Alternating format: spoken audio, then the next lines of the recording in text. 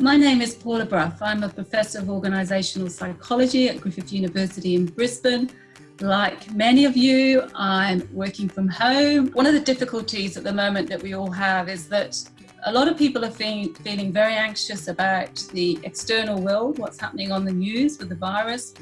And a lot of people are very anxious about their home environment, what's happening inside their home. So if you are someone who's balancing family members, children, homeschooling, and still trying to work at home as productively as possible, it's obviously a very challenging, very difficult situation. If you're constantly trying to juggle the homeschooling or the home demands with working the same time, obviously you're not going to be as productive as possible. So set yourself some specific time which is just work only, whether that be in the early morning or late at night or when you can in the day. The second thing to think about is having a set physical space, some space away from distractions, including children and pets and partners and spouses and everything else.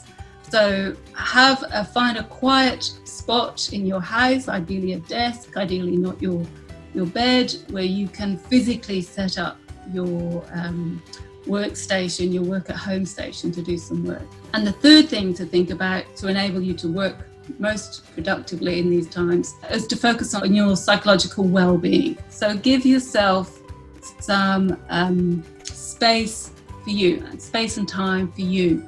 So think about what it is that you need to do to take a break from all of this to enable you to recover appropriately so that A, you're productive in your work at home, and B, you're also able to manage all your other home demands at the moment.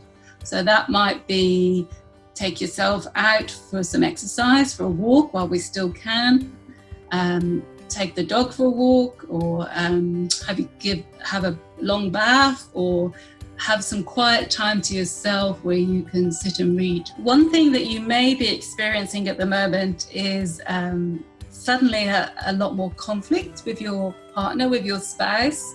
You may not be a couple that is used to physically being around each other for almost 24 hours a day. And it can be very challenging, especially when we think this is how we might be living for the next good few months. So there might be a lot more conflict happening, and there might also be conflict with children.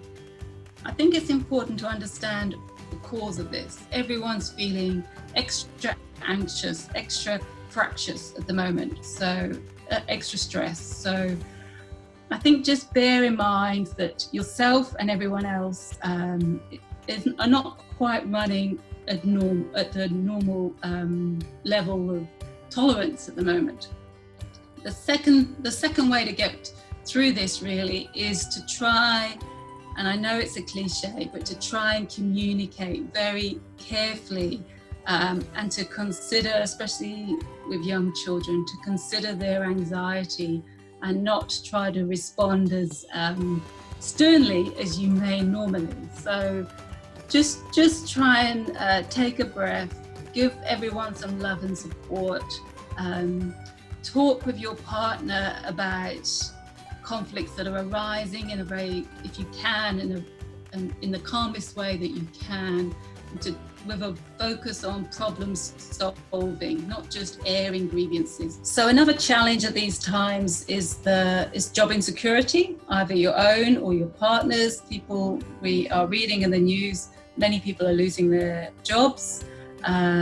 You or your partner may feel highly anxious about your own position, about your own employment, and then the knock-on effects that will have financially for you as a family unit. So I think it's important to discuss these things with your partner as calmly as you can, and perhaps think about a plan B. It's difficult because we've never been in this situation before, so it's difficult to understand how we're going to be, how our family unit is going to be and going to survive. But I think it's important to understand that we are more resilient than we think we are. we are more resourceful than we think we are. And we've already seen that we can cope with the most sudden and amazing restrictions so far fairly successfully.